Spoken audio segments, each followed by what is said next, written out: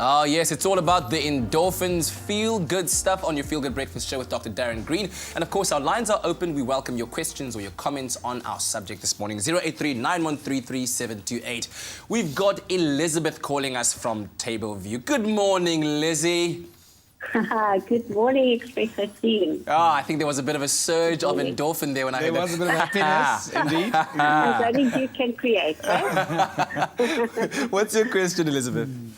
I just want to find out, Dr. Green, is it possible for your body to stop releasing endorphins or slowly slow down the release of it due to other factors like medicines or lifestyle, etc.?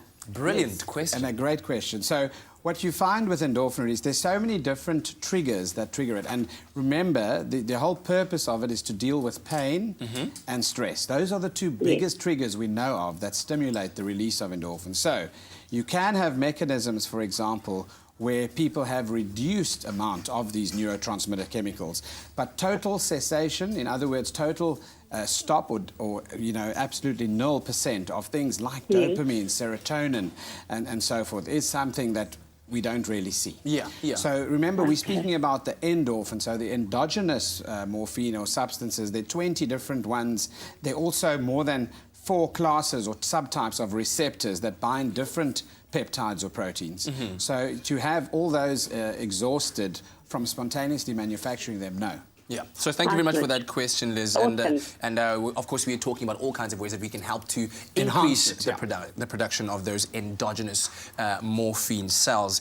So what about, you mentioned it now, dopamine, serotonin. Neurotransmitters, Now, all of these are feel-good hormones, right? Well, they modulate, so they're called neuromodulators. They modulate your sense of happiness. So serotonin, am I happy? Am I anxious? Do I belong? Those 3 questions are pertinent to the working mechanism of serotonin. Okay. When you have too little serotonin, you become depressed. Okay. So the antidepressants that people take out there help in increasing the level of serotonin in the brain. Yes. Dopamine, on the other hand, is very interesting. That's the reward system of the body. Gambling, for example, addictions, the surge of doing things that reward you, like exercise even as well, have an effect on releasing the dopamine, which is involved in the reward pathways. Yes. That also gives you a sense of euphoria. You can imagine when you win a race, when everyone's clapping and singing happy birthday to you and you feeling that sense of belonging and the cake and blah, blah, blah, you feel a rush of the reward dopamine, systems. yes. So rewarding your kids, rewarding your partners in life, for example, help, giving positive feedback to someone regarding what they do right instead of what they do wrong all the time enhances dopamine levels. Yeah. Can I enhance your dopamine levels and say you're amazing? I love talking to you every single week. Thank you. I don't have medical aid. All right.